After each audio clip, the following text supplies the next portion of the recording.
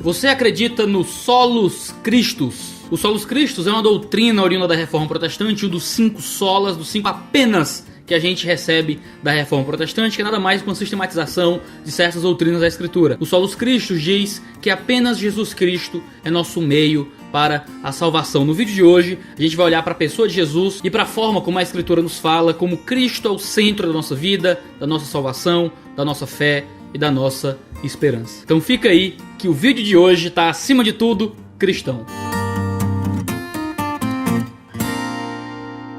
Quando a gente vai lendo a Escritura, não são poucas as vezes que a gente descobre que Jesus é o centro da salvação. A obra da salvação de Deus em nós é uma obra fundamentalmente cristã. É através de Cristo que o Deus Pai nos transforma, nos molda e nos capacita a vida em Deus. Fora de Cristo não existe salvação, é em Cristo Jesus que é o centro normativo em torno de quem toda a salvação funciona. É por isso que em 1 Coríntios 2:2, Paulo diz que nada quis saber entre vós a não ser Jesus Cristo e este crucificado. O centro da mensagem de Paulo era Jesus e a sua morte. O centro do seu ensino era aquilo que Jesus fez na cruz, de forma que todo o resto que ele poderia ter dito era bobagem, era nada diante da mensagem da cruz. Se ele tinha o interesse de salvar os indivíduos, ele tinha interesse em não saber de nada além de Jesus e a sua crucificação. Esse Jesus, então, é o Jesus que morreu e que ressuscitou. O centro da mensagem do Evangelho é a mensagem da morte e ressurreição de Jesus. Sabemos que somos salvos pelo Evangelho e o centro do Evangelho é aquilo que Jesus fez. Paulo escreve em 1 Coríntios 15, 1-4. Irmãos, quero lembrar-lhes do Evangelho que lhes preguei, o qual receberam e no qual estão firmes. Esse Evangelho que foi pregado por Paulo foi o Evangelho recebido pela igreja e Evangelho esse no qual a igreja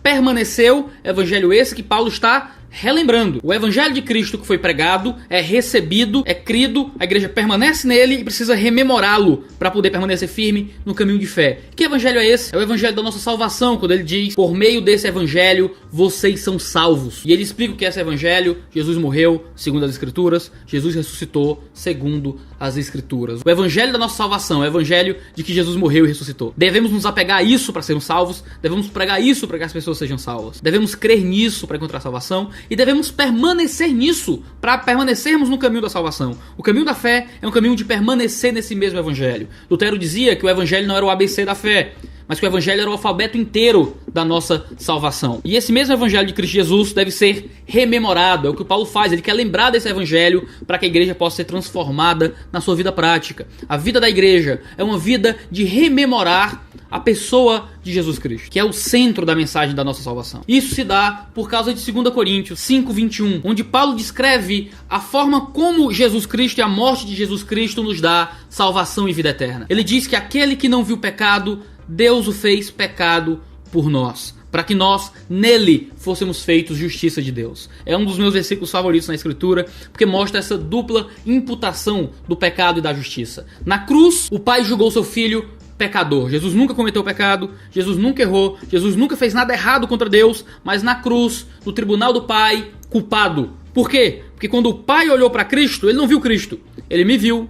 Ele viu a sua igreja, ele viu o seu povo sendo jogado lá. A pecaminosidade do povo de Deus colocado sobre Cristo Jesus. Lutero era um cara que gostava de frases meio polêmicas, né? E ele dizia que Jesus era o maior pecador de toda a humanidade. Porque um homem, ele consegue pecar o suficiente de uma vida. Mas no tribunal de Deus ali na cruz, quando o Pai olhou para o Filho, ele não viu o pecado que um homem poderia cometer. Ele viu o pecado que todo o povo de Deus cometeu, jogado numa única pessoa, que era Cristo. Ele foi punido porque o Pai me viu lá. Aquele que não tinha pecado, Deus o fez pecado. Traz a ideia de ter sido considerado pecador na cruz. Por quê? Para que nós nele fôssemos feitos justiça de Deus. É a justiça, é a vida perfeita de Jesus. Agora, quando o Pai olha para nós, ele não nos vê diretamente, ele vê através do Cristo. Quando a gente peca, quando a gente erra, a gente tem Jesus como centro da nossa salvação, o centro da nossa esperança e a confiança de que o Pai olha para nós através de Cristo Jesus, através de quem Cristo é e através daquilo que Cristo fez. É a vida perfeita de Jesus que é a nossa vida, é a prática de perfeição do Cristo, de justiça do Cristo, que agora é a nossa vida diante de Deus, não pelas nossas obras, mas por aquilo que Jesus é e por aquilo que Jesus fez, porque quando o Pai olhou para Jesus, ele me viu lá e matou seu filho por isso. Porque agora ele olha para mim e vê o seu filho e me recebe por isso. Paulo descreve mais sobre isso em Colossenses 2, 13-15, quando ele diz que quando vocês estavam mortos na incircuncisão da carne, Deus os vivificou juntamente com Cristo. Ele nos perdoou todas as transgressões e cancelou a escrita de dívida que consistia em ordenanças e que nos era contrária. Ele a removeu pregando-a na cruz e, tendo despojado os poderes e as autoridades, fez deles um espetáculo público, triunfando sobre eles na cruz. O que aconteceu foi que na cruz Jesus venceu duas coisas. Ele cancelou o contrato de dívida. Sabe quando você vai na caderneta, certo? Comprar na banquinha da esquina e tem lá a caderneta pra você pagar no fim do mês? Isso é bem interior, certo? Sabe a sua dívida? Tá lá na conta do banco, tudo anotado, Deus anotou tudo, todos os nossos pecados. Ele não passou a vista pro lado, ele cancelou na cruz. Ele jogou na cruz. Ele apagou na cruz tudo aquilo de errado que nós fizemos. Todos os nossos erros, todos os nossos pecados. E ele venceu toda a nossa dívida. Não há mais nada que nós devemos a Deus, porque Jesus pagou tudo. E ele não só venceu o nosso pecado, mas ele venceu as autoridades malignas sobre nós. Ele diz que ele triunfou na cruz e fez um espetáculo público dos poderes e das autoridades. A impressão que dá não é que ele está falando de autoridades humanas, mas de autoridades também espirituais, principalmente espirituais, creio eu, a respeito da força do diabo e dos espíritos demoníacos que se colocam contra o homem de Deus. A gente sabe que sem Deus, em Efésios 2, nós estávamos sujeitos às autoridades demoníacas, o príncipe da potestade do ar, e agora em Cristo Jesus nós encontramos segurança. A gente não tem mais medo do diabo, a gente não tem mais medo de Satanás, a gente não tem mais medo de forças demoníacas, porque a gente crê que o Pai nos protege e ele venceu a força do diabo contra nós. Essa sujeição mental às forças das trevas é vencida através do poder que nós encontramos em Cristo Jesus. É por isso que em Hebreus 9, 27 a 28, o autor diz que da mesma forma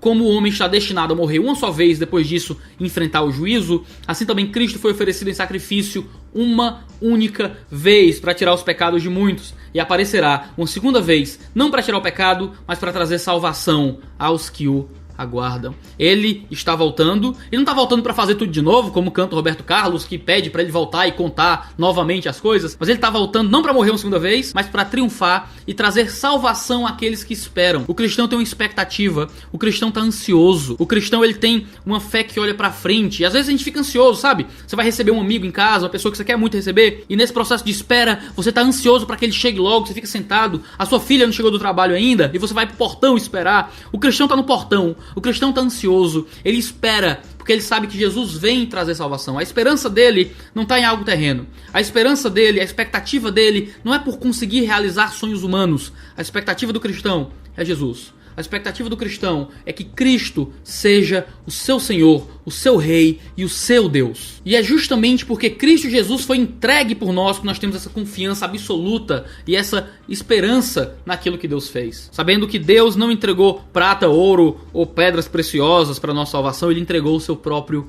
Filho. 1 Pedro 1, 18 a 21 diz: pois vocês sabem que não foi por meio de coisas perecíveis, como prata ou ouro, que vocês foram redimidos de sua maneira vazia de viver, que lhes foi transmitida por seus antepassados, mas pelo precioso sangue de Cristo. A gente não foi salvo porque Deus entregou as ruas de ouro, a gente não foi salvo porque Deus entregou 15 reais e uma ovelha, ele não matou 15 bodes, ele não entregou 1000 anjos, ele entregou o próprio Filho, ele entregou Cristo Jesus para nossa salvação, como um cordeiro, sem mancha e sem defeito, conhecido antes da criação do mundo, revelado nesses últimos tempos em favor de vocês. Por meio dele, vocês creem em Deus, que o ressuscitou dentre os mortos e o glorificou, de modo que a fé e a esperança de vocês estão em Deus. Ele entregou o próprio Deus encarnado, ele se entregou, ele se doou pela nossa salvação. Jesus é o centro da nossa esperança, ele é o centro da nossa possibilidade de ter um contato com o Pai. Não foi pelo sacrifício de ovelhas, não é pelo esforço humano, não é pela nossa tentativa de fazer as coisas certas, é unicamente por meio daquilo que Cristo Jesus fez na cruz que nós encontramos um caminho de vida eterna. Ninguém pode dar nada para encontrar Deus. A gente vai chegar de mãos vazias. Eu ouvia muito isso na minha antiga igreja, quando eu fazia parte de outro grupo religioso, me perguntava muito isso. O que é que você vai mostrar para Deus no último dia? Você vai chegar de mãos vazias? E eu aprendi que eu vou chegar de mãos vazias, eu não tenho nada para entregar para Cristo Jesus. Eu vou chegar lá, como canto o hino reformado, nada em minhas mãos eu trago, apenas a tua cruz eu me agarro, eu chegarei de mãos vazias, porque Jesus vai me trazer nas suas mãos. Eu não tenho nada para entregar para Deus para fazer valer a pena a minha vida eterna, é apenas aquilo que Jesus entregou para Deus que eu encontro uma vida de salvação e esperança na obra dele. Mas Jesus não é só o centro da nossa salvação, Jesus é o único meio, é a única esperança, é a única forma pelo qual os homens podem ser salvos. Não existe outras esperanças. A única esperança é Cristo Jesus. Em João 14,6, que ele diz: eu sou o caminho, a verdade e a vida, ninguém vem ao Pai a não ser por mim. Os homens só podem chegar até o Pai através de Jesus. Os homens só podem chegar até Deus através do único caminho, da única verdade, da única vida, que é Cristo. Ele é o único caminho dos homens para Deus. Deus não precisava ter dado nenhum meio de salvação. E ele deu Cristo Jesus como o nosso único Salvador e a nossa única esperança. Pedro fala em Atos 4:12 que não há salvação em nenhum outro, porque abaixo do céu não existe nenhum outro nome dado entre os homens pelo qual importa que sejamos salvos. O único nome pelo qual nós podemos ser salvos é através do nome de Cristo Jesus. Paulo diz em 1 Timóteo 2:5 que há um só mediador entre Deus e os homens, Cristo Jesus, o homem. Ele é o único mediador. Ele é o único intermediário. Ele é o único caminho. É claro que outras teologias que se dizem cristãs criaram intermediários entre o homem e Jesus. O espírito de Paulo aqui é falar justamente sobre o único caminho para Deus é Cristo Jesus. Ele é a única necessidade que nós temos. Ele é o único intermediário. Os homens tentam criar intermediações para chegar a Jesus. Precisam do profeta certo. Precisam encontrar um mosteiro no lugar certo, na Índia, para passar meses fazendo experiências para encontrar então o caminho para Deus. Precisam de homens que foram santos, mas já mortos, a quem você pede intercessão diante de Jesus para que ele então peça a Deus. Mas a gente tem um Cristo que é o único intermediário. Nós só precisamos chegar a Cristo para chegar a Deus. Você não precisa chegar a nenhum outro intermediário humano ou espiritual ou transcendental. O único intermediário é Cristo Jesus e ele está disponível a todos os homens através da manifestação da sua graça. Isso significa que nós devemos estar centrados na comunicação de Cristo. Nós devemos estar focados em transmitir esse Cristo para as pessoas à nossa volta, porque ele é o único meio de salvação. Se o homem só pode ser salvo por meio dele, nós precisamos ser urgentes na proclamação da mensagem desse Cristo. O homem de Deus, ele não tem que ter nenhuma outra mensagem para que o homem seja salvo, ele não tem outra pregação, o sermão dele não é um coaching, o sermão dele não é certas indicações, o sermão dele é Cristo. Eu já fui em igrejas, certo, de pastores famosos, do mainstream evangélico, para conhecer o culto lá, e não é que o evangelho não era explicado, não é que não era encarnado do evangelho, não é que Jesus não era o personagem principal, é que o nome de Jesus não era citado muitas vezes. Jesus às vezes era só um acessório, que não era nem um centro, nem um único caminho para chegar a Deus. Mas o que é que Paulo pregou quando ele esteve diante dos Gálatas? Ele diz: aprove a Deus, que desde o ventre da minha mãe me separou e me chamou pela sua graça, revelar seu filho em mim, para que o pregasse entre os gentios. Qual foi a mensagem de Paulo aos filipenses? Diante do carcereiro ele diz: crê no Senhor Jesus e serás salvo tu e a tua casa. Qual foi a mensagem de Paulo aos atenienses? Porquanto tem determinado um dia que há de julgar com justiça o mundo, por meio do homem que destinou, e disto deu certeza a todos, ressuscitando dentre os mortos. O que foi que Paulo pregou aos coríntios? A gente já falou de 1 Coríntios 2:2 aqui. Porque nada quis saber entre vós, senão Jesus Cristo e esse crucificado. O que foi que Paulo pregou ao povo de Éfeso? A mim, o mínimo de todos os santos, me foi dada essa graça de anunciar entre os gentios, por meio do evangelho, as riquezas incompreensíveis de Cristo. O que é que Paulo pregou ao povo de Cesareia? E alguns dias depois, indo Félix com sua mulher Drusília, mandou chamar Paulo e ouviu acerca da fé em Cristo. Paulo era um homem que não tinha outra mensagem senão a mensagem de Cristo Jesus. Não tinha outra pregação senão a pregação do evangelho. Não tinha nada para dizer além daquilo que Cristo disse. Cristo era a única mensagem de Paulo, porque ele sabia que Cristo era o único meio e a única esperança dos homens. Romanos 2:12 diz que todo homem é indesculpável diante de Deus. Todo homem, por causa dessa revelação do Senhor que existe em toda coisa criada, revelação essa que os homens rejeitam, todo homem é indesculpável. Tribos antigas, pessoas que não receberam obra missionária, todas elas são indesculpáveis porque pecaram diante dessa lei revelada de Deus na natureza. Romanos 2:12 diz: porque aqueles que sem lei pecaram, sem lei também perecerão. Aqueles que com lei pecaram, pela lei serão julgados. Tanto o homem que ouviu a pregação do evangelho, como aquelas tribos antigas ou perdidas que nunca ouviram a pregação do evangelho, todos eles escolheram o caminho do pecado, todos eles serão julgados com justiça pelo Senhor. Alguns acreditam que os homens podem ser salvos por meio de Cristo, mas sem pregação da palavra, sem chegar ao conhecimento da verdade por alguém que lhes ensine. Mas Paulo está dizendo que todos os homens pecaram, carecem da glória de Deus, e todos serão punidos com justiça porque pecaram e não encontraram redenção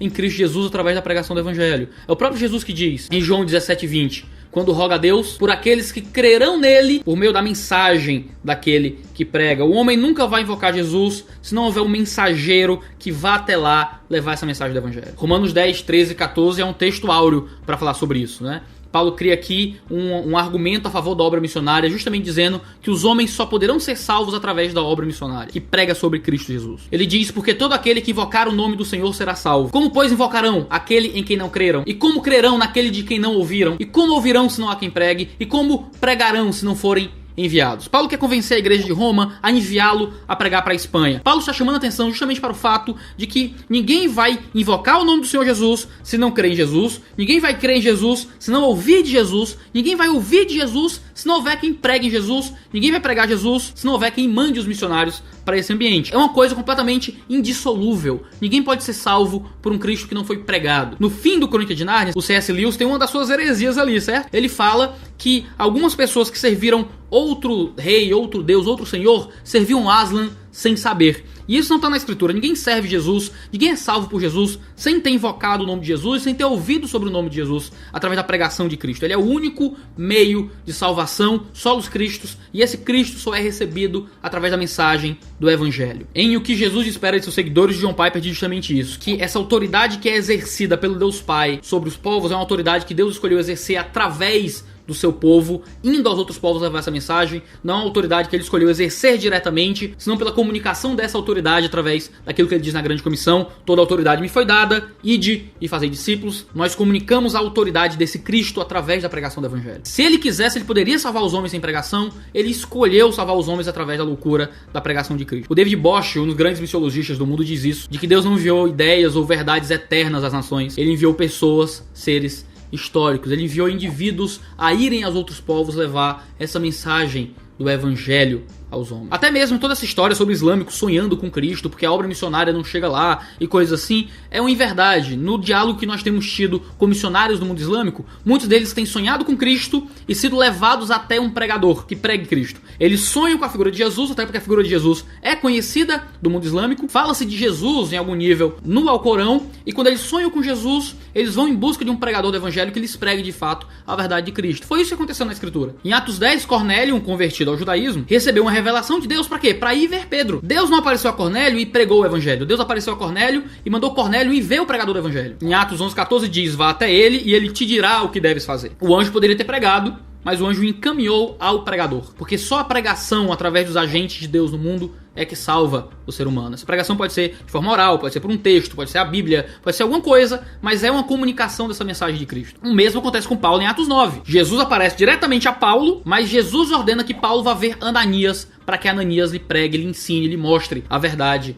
do Evangelho. Mas Jesus não é só o centro da nossa salvação, ele não é só o único meio de salvação, ele é também toda a nossa vida, ele é a totalidade da nossa existência. Ele é o que faz tudo subsistir. É por isso que em Mateus 7:24 ele diz que a casa firmada na rocha é a casa que é firmada na pessoa de Jesus, nos ensinos de Jesus e naquilo que ele é e naquilo que ele faz. Se você firma a sua vida no dinheiro, no sexo, no poder, na realização, na fama, nas glórias, nos likes, na reputação, em crescimento acadêmico, tudo isso é loucura. Sua casa tem que ser firmada naquilo que Jesus falou. Sua vida tem que estar com um firme fundamento, os pés colocados sobre quem Cristo é e sobre aquilo que ele significa. É por isso que em Mateus 16, Jesus estabelece a sua igreja sobre a declaração de Pedro: tu és o Cristo, o Filho do Deus vivo, e é sobre esta rocha que Jesus estabelece a igreja de Deus, aquilo que Pedro declarou sobre o Cristo. Ele, o próprio Cristo, é o fundamento da igreja. Pedro diz na sua epístola que nós somos pequenas pedras e Jesus é a rocha fundamental sobre qual toda a cristandade, sobre qual a igreja se posiciona. Ele é o fundamento da vida, ele é o fundamento da igreja. Por isso que a forma como Paulo argumenta o tempo inteiro em suas epístolas é evocando o que Jesus é e o que Jesus fez.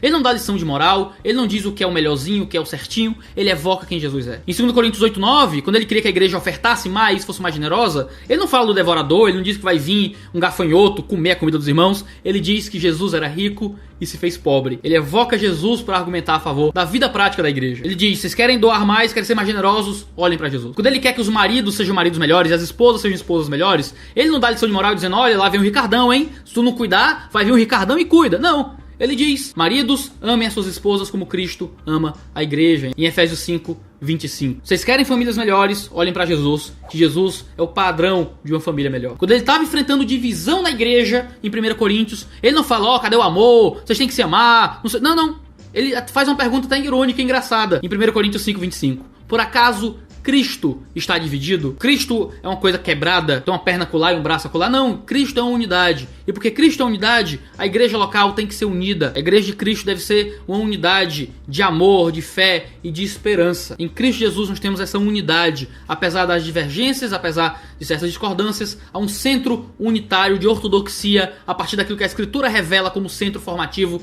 do pensamento cristão. Cristo não está dividido, por isso nós não estamos divididos, porque nós temos Cristo como nosso centro. É por isso que Robert Traill, o ministro irlandês, diz que a sabedoria fora de Cristo é insensatez que condena, que a retidão fora de Cristo é culpa e condenação, que a santificação fora de Cristo é imundícia e pecado, que a redenção fora de Cristo é servidão e escravatura. É só em Cristo Jesus que nós encontramos esperança. Ambrósio de Milão vai também dizer: Cristo é tudo para nós. Se desejares curar tuas feridas, ele é o médico. Se estás angustiado pelo ardor da febre, ele é a fonte. Se estás oprimido pela culpa, ele é a justiça. Se precisas de ajuda, ele é o poder. Se tens medo da morte, ele é a vida. Se desejas o paraíso, ele é o caminho. Se tem horror às trevas, ele é a luz. Se estás em busca de comida, ele é o alimento. Algumas aplicações finais pra gente celebrar a grandeza daquilo que Cristo significa pra gente. Nós não precisamos de nada além de Cristo para sermos salvos. Portanto, nós não depositamos nossa esperança em nós mesmos. Nossa esperança de encontrar Deus não está depositada na nossa habilidade de fazer coisas boas, coisas certas, de termos a capacidade de viver corretamente. Nós buscamos uma vida correta porque encontramos uma fé no Deus que amamos. Nós buscamos uma vida de santificação